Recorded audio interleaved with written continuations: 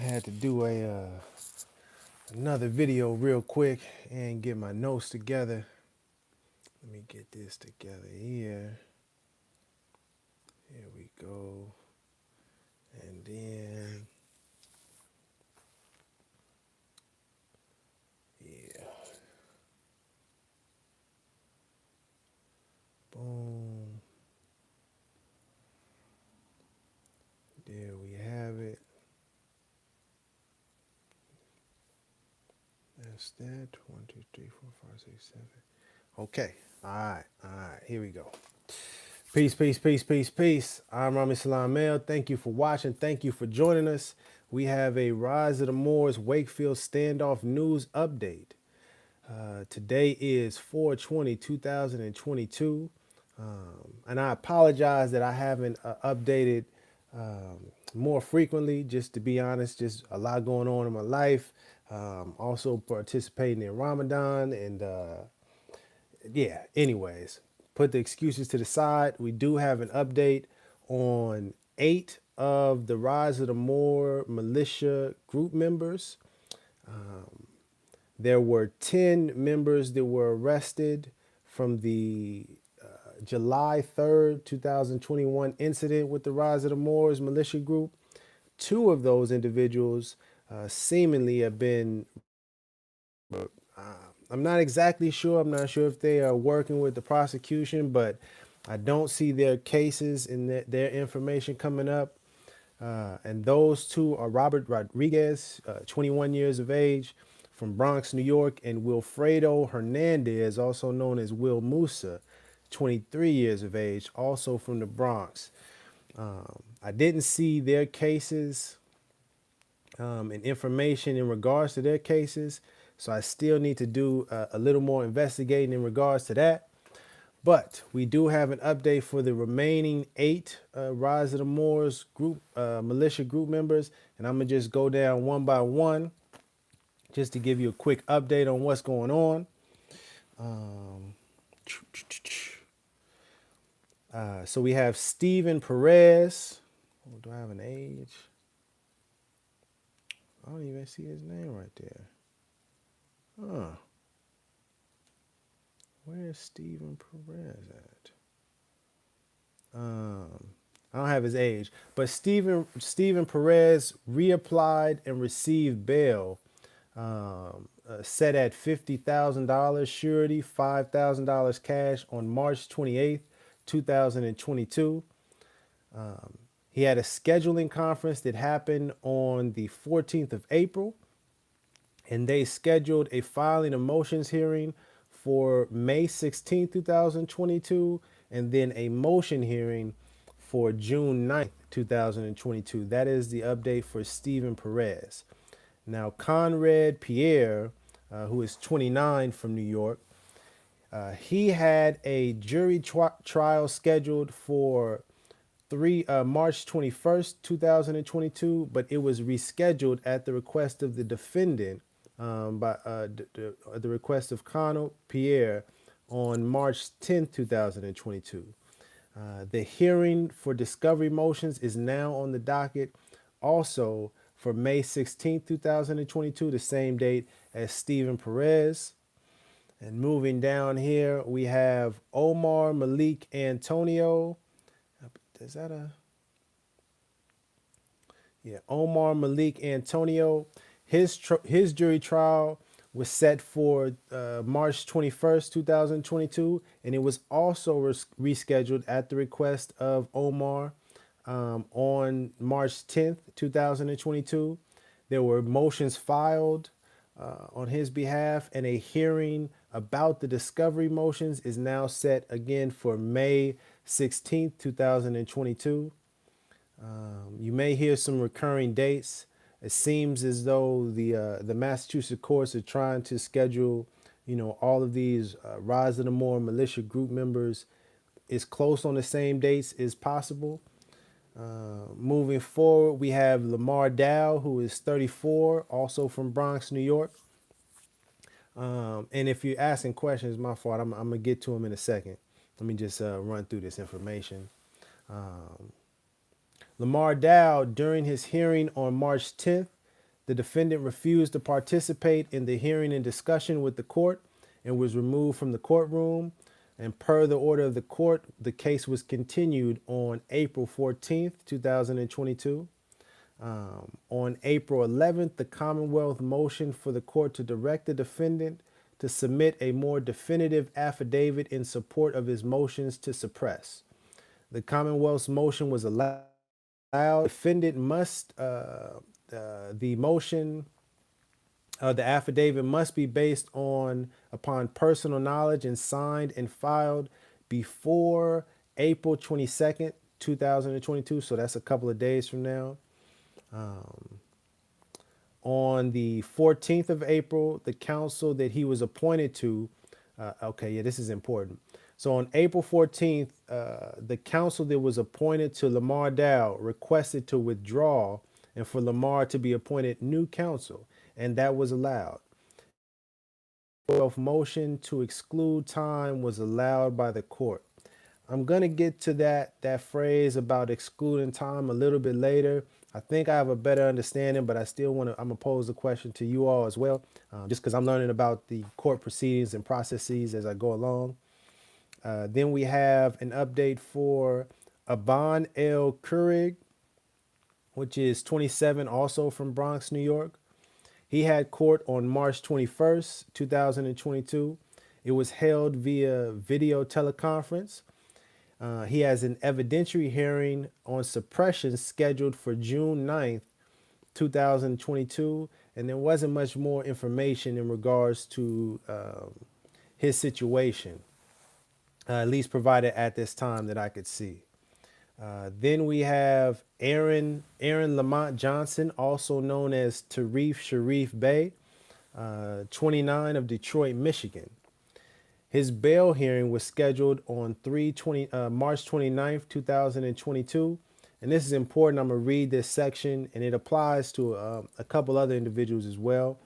It says that he was allowed bail because the court considered the same facts as found by Pierce J. of the Superior Court in order setting forth that the reasons for the pretrial detention. It was notable in that order was the fact that the defendant did not accept the authority of the court, initially when they were all arrested, and hence would not follow any conditions set by the court. The defendant, and this is again Aaron Lamont Johnson, repeatedly has stated that the indictments were quote unquote treason and that no conditions of release would assure the safety of the community. On the hearing on March 29th, 2022, and previous days before this justice, the defendant was participatory, relied upon the advice of standby counsel, made arguments regarding this bail status to the court, and agreed to abide by the conditions of release if released. Particularly that he will attend all court dates in Massachusetts and refrain from possession or carrying weapons. This is very important, I think, just for everyone to be informed about. That Aaron Johnson is now cooperating with the court and assured them that he will attend all the court dates in Massachusetts and refrain from possessing or carrying any weapons. Given the length of pretrial detention already served, the defendant's stated ability and intent to comply with court orders until the case is resolved, and the fact that he is not the stated or alleged leader of the self-described militia, the court finds that circumstances have changed since the original imposition of pretrial detention, and good cause is not shown for exceeding the statutory 180 days of confinement. The defendant shall be released on or after March 29th upon the following conditions. The $5,000 bail, it was $5,000 bail, $50,000 surety for him, and no possession or carrying of weapons or firearms, and to appear in person for all Massachusetts court dates. So those were the stipulations for his bail, and the court was willing to change their stance and allow him to have bail because he said that he was willing to comply with all the requests and, essentially respect the authority and the jurisdiction, it seems, of the court. in Massachusetts. Then on April 13th, 2022, the Commonwealth motioned the court to direct the defendant to submit a more definitive affidavit in support of his motions to suppress. Aaron Johnson has a non-evidentiary hearing scheduled for May 19th, 2022, and then an evidentiary hearing on suppression scheduled for June 7th, 2022. Then we have Quinn Cumberlander, 40 years of age, from Pawtucket, Rhode Island. And he had court also on March 29th, 2022. And the court also said in his case that the defendant, Quinn Cumberlander, was participatory, relied upon the advice of standby counsel, made arguments regarding the bail status, agreed to abide by the conditions of release if released. Particularly, despite his motions arguing lack of jurisdiction, the defendant maintains that he will attend all court dates in Massachusetts and refrain from possessing or carrying weapons.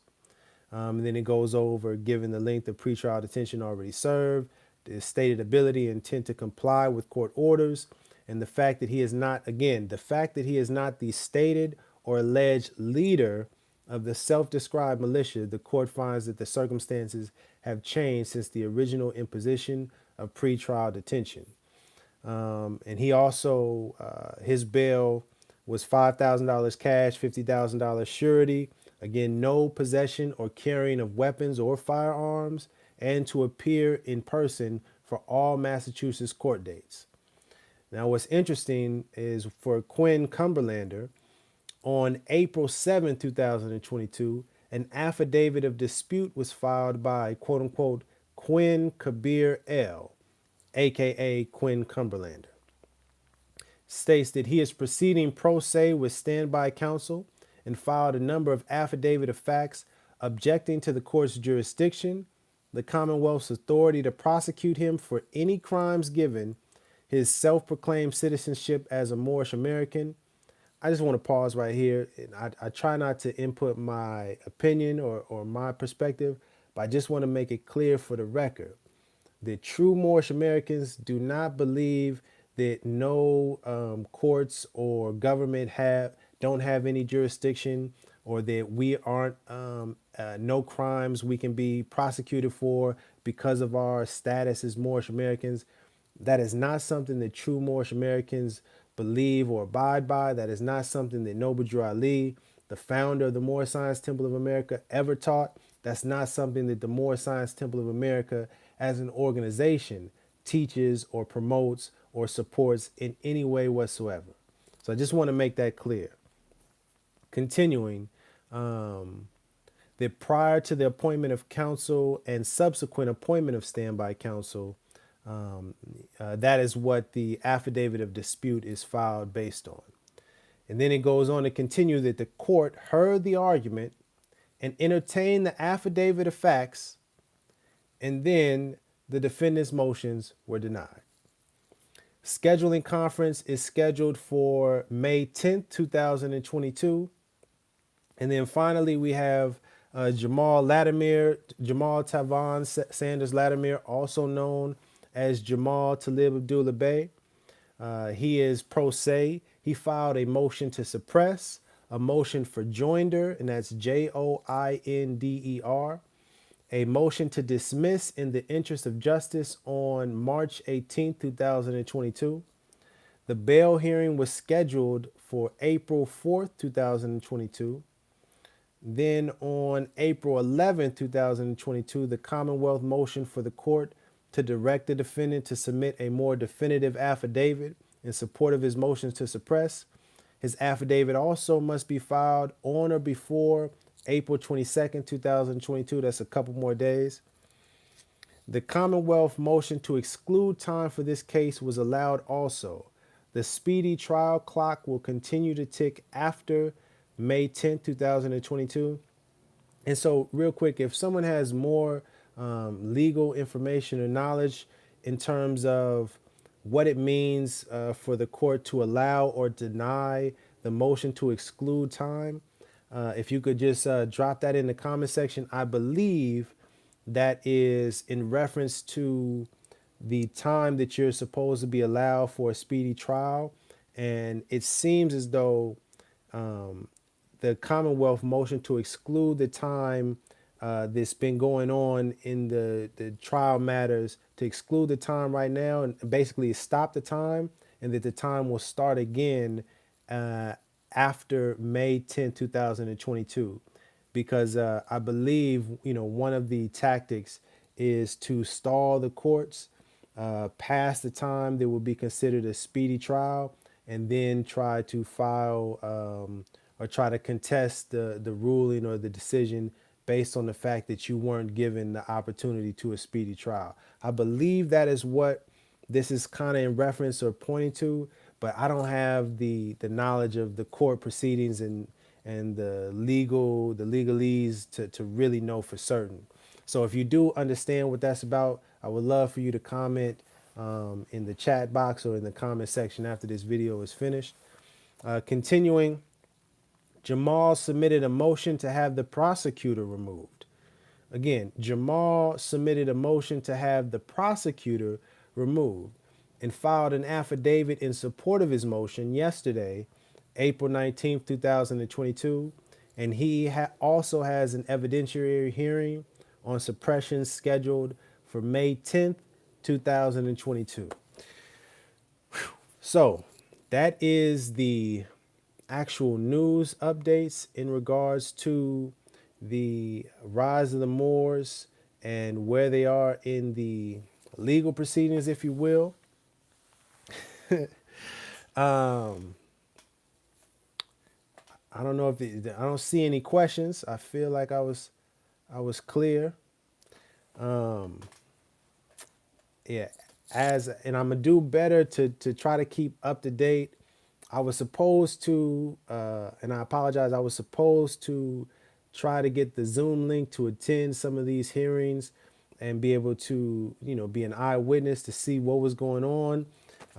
But I just got caught up with life and a lot of other things going at the moment, so I wasn't able to log in and view the trial via Zoom. But God willing, I will be able to do that as the jury trial and the actual hearing begins.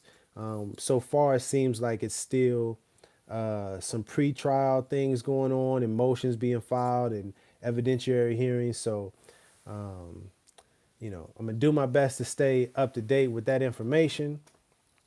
Um, yeah, I think that's about it. Again, um, what do I want to say? Again, just to be clear for those that may be watching and trying to understand this rise of the Moors situation, and what are these Moors about, and who are them? It's very important that you know that true Moorish Americans, true Moors, do not support or believe or propagate or do anything with the sovereign citizen, Moorish sovereign citizen, any of that ideology, taking over homes, like squatting, not paying taxes, claiming that no governments have jurisdiction, or, that no laws apply to them.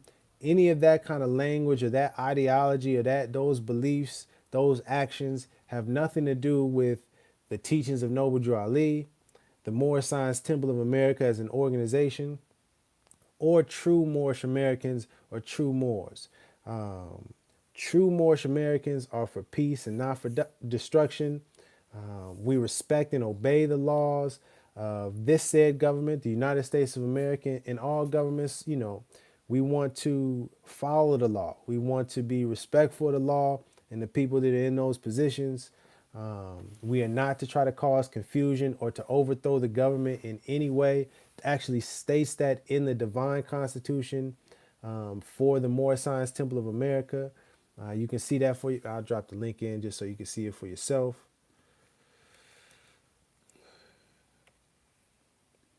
Just put this right here for you.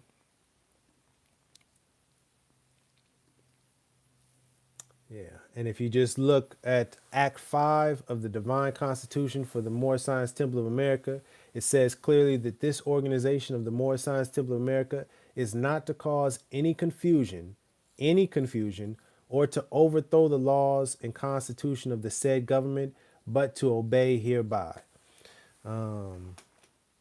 Yeah, so I just wanted to make that clear. I know it can be very confusing. You see certain individuals online and they may be saying one thing and it seems to be going against what is being taught, but please understand those individuals, like the Rise of the Moor Militia Group organization, is a separate spin-off splinter group that is doing their own thing.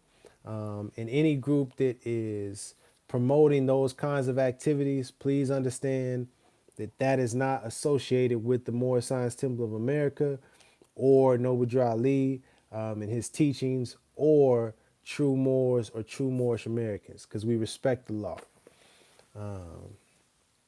Indeed, indeed. Thank you for watching. I appreciate the support.